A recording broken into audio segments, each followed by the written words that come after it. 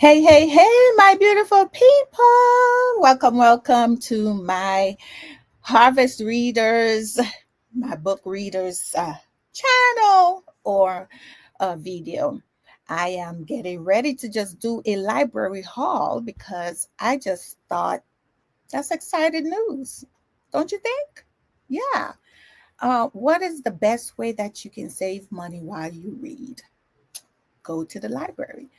Um, the only downside to that is, of course, you have to read within a certain amount of time. So if you're a slow reader, take one book and you may be able to, return it and then take it out again. And the downside to that as well, if it's a popular book and others are waiting on it, then you'll just have to turn it in and then try get in line again. But you can do two ways, get in line twice if it's a book that you know might be long or big, but do some reviews. So some of the books that I have found at the library are books that, I have purchased, from the authors. And I'm trying out to see how the library works because it can get pretty expensive if you're not doing a POV or someone is not sponsoring you in buying books. But I've bought so many books over the years.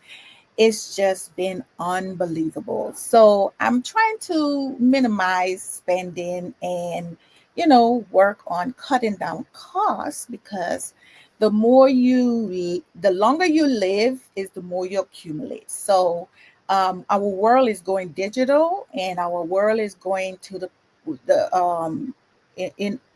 putting us in a position to where you either have to, do more audios, Kindles, and those electronic ebooks and so forth. So I do those as well. But I just thought today was going to be a really interesting video just to kind of see where you are and if you're a library book reader or do you purchase all your books. Drop in the comment and let me know, are you a person that likes to read from the Kindle or your Apple Book, or you like to read from the computer? I don't like reading from the computer just because I've been an avid reader all my life, and it's just not the same. Even when I did school online, and they would give us these ebooks, I would have to print them out. But now things are much better now. They make it more accessible for you to print it out at a place and get it. So in that sense, okay, give me 1 second here. I'm gonna pause the video and let me show you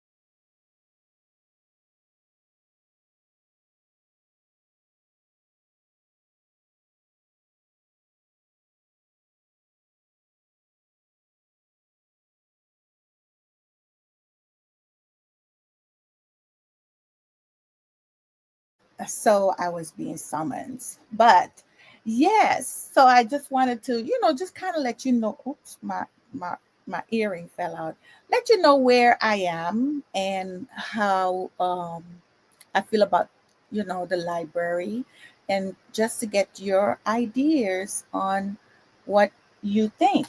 So now this author I have never read before. This is Sophie Hannah.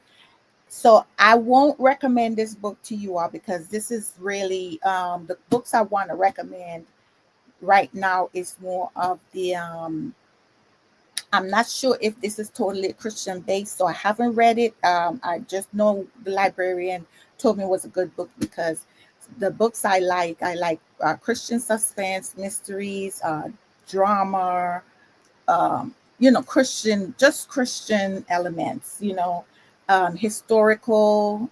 I'm not really big on romance, but I will do it. I like a little romance in there, but more of the little flirty.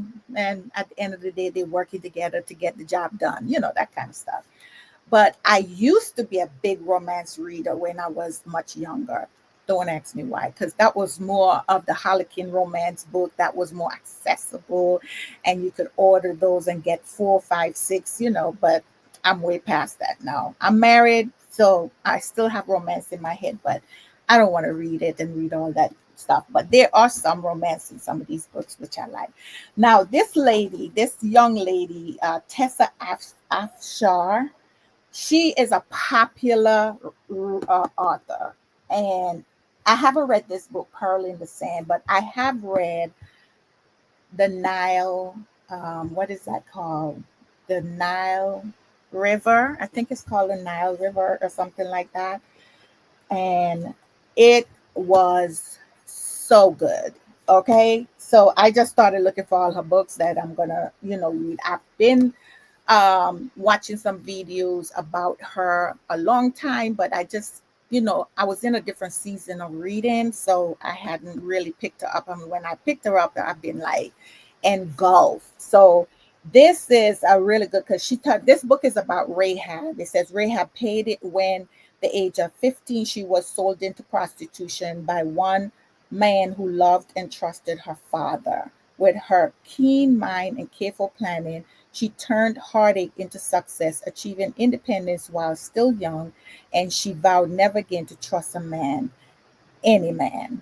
So, that's the little bit I'm going to give you. But this is Tessa Afshar. She was born in Iran and lived there for the first 14 years of her life. So this is historical. I love historical. So, of course, it's going to probably have a little bit of romance in there, but I've heard a lot about Pearl in the Sand. So get this, the library. See, you can check it out. Check it out. And you can also recheck it if you need to. But it's well, it depends on you if you wear glasses, but it's an easy read. It's only um 314 pages, and looks like the prints are about a 7, maybe 7 or 8. So, yeah, this is one. So, for those of you who are joining me, I am doing a book haul from the library. And my next Tessa, some may say Tessa, but I think it's Tessa Afshar. And this one is Daughter of Rome. And like I said, all her books are really good. So these, and I should have put in there is, these are historical books. Daughter of Rome, Tessa Afshar has the rare gift of seamlessly blending. Now, these are people, her authors, those who were writing about her book. But this is a woman with a devastating secret, a man bent on proving his worth, and a chance encounter that catapults them into the heart of history.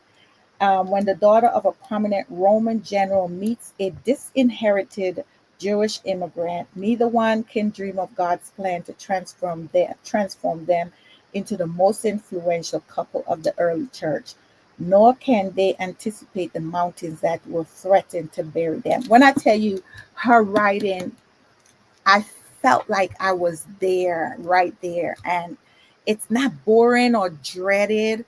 And some of you who may not be able to read, you can also, she has audio. So I've done both. And the author, I mean, the narrator makes a big difference, while he's reading. So this is another one. Again, some people says Tessa, it has the ability to transport readers into the culture and characters of her biblical novels in extraordinary.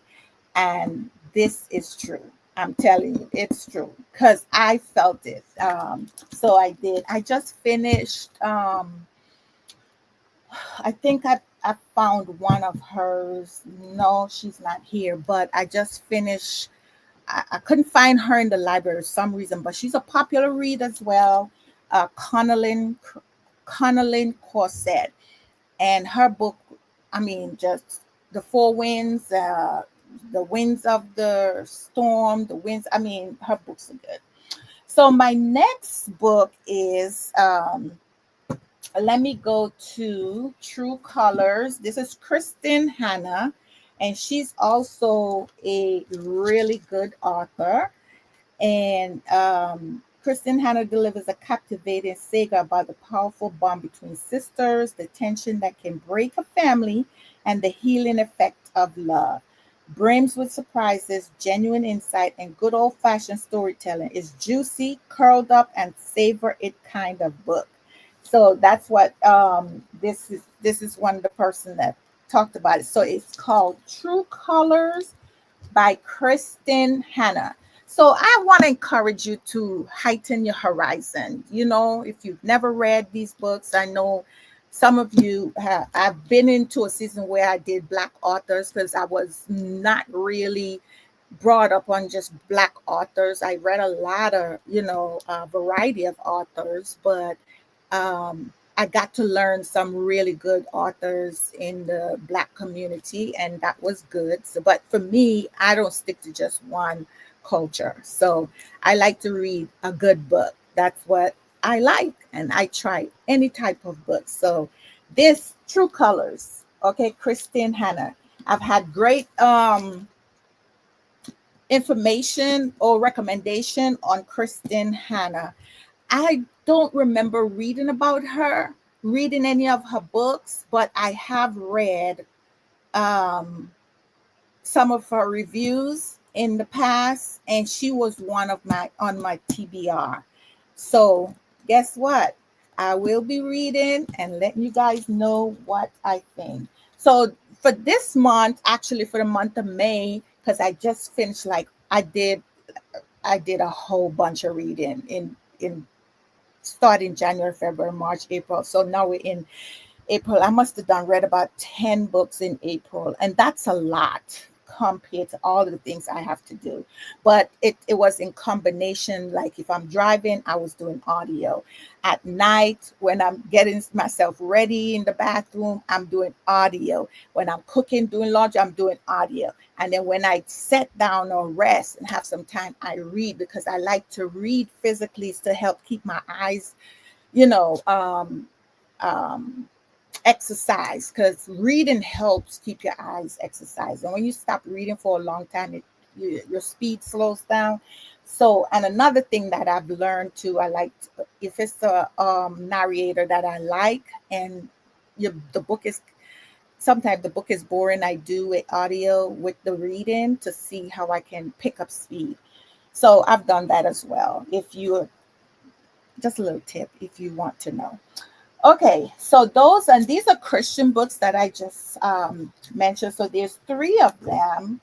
Uh, there's three of those. So we have, I think, I'm thinking, yeah. So we have Tessa, Pearl in the Sand. Then Hannah, Kristen Hannah, I just did. And then we have Daughter of Rome, and that's Tessa again. So there's two of Tessa's. And then that's three. And this is the book that I'm reading just for my sake. Sophie Hannah. It's a thrilling. It's a woman with a secret. So, like I said, I like mysteries, psychological thrillers. I like the mind. I like to, see how people behavior function. I like things like that. Even in nursing, as I'm a nurse, I'm always looking at the way people behave, how they comprehend information you give to them. Even in counseling, when I'm doing that, in prayer and different things. So I like anything that deals with behavior, psychological effects, and I like suspense, and I like Criminal Minds. So if those were books that they had from beginning, I would have probably read all of those because I love Criminal Mind. And like I say, so I like anything that's thrilling. I'm not gory. I don't care for the gore. I just the thrilling mysteries, the suspense, and I like detective books. I used to read years ago when I was much younger. I used to read um, Nancy Drew while my brother was reading the Hardy Boys, but they're not the same anymore because I grew out of that level. But I think they came back with some different things, so I did that. Now, Helen Cooper. This book is the. Let me make sure I'm in the light. Sorry, so much glare. Those are my lights. I see my lights. It's called The Couple in the photo. I've read some of her books. Oh my God. It's a sharply constructed puzzle of a mystery, full of surprising twists and turns. I love twists and turns. So these, be prepared to read these. Okay, so let me tell you what it says. A you sleep with something made you you sleep with, and then something made boy made their bed. The thing is covering up the little thing right there. So, but it says Lucy and her husband Adam have been best friends with another couple. Isn't that already? Cora, that's my sister's name. Um, Cora and Scott for years. The four are practically family. They vacation together, co-own a beach cottage, and their children are inseparable. So Lucy is devastated when, while looking at a colleague's photos of a trip to the Maldives, she spots a picture of Scott apparently on vacation with another woman. Then she learns that the woman in the photo has gone missing. Lucy can't help but fear Scott was involved, but searching for answers might uncover secrets about Scott. Wow. And Cora and even her own husband that could destroy the picture perfect lives they have built together. So it's already like, wow, is he a murderer? Did I marry a murderer? Did I marry some secret guy that has a past that's full of mysteries? Yeah, I'm gonna like this book. So tell me what you think. And I've read Colleen Cobble by Annie Pedersen novel. This is Edge of Dust, another great author. I haven't read this one, but I've read several of her books. And 9-year-old Annie Pedersen life changed the night her sister was kidnapped. The two had been outside playing on a dock, and Annie never forgave herself for her role in her sister's disappearance.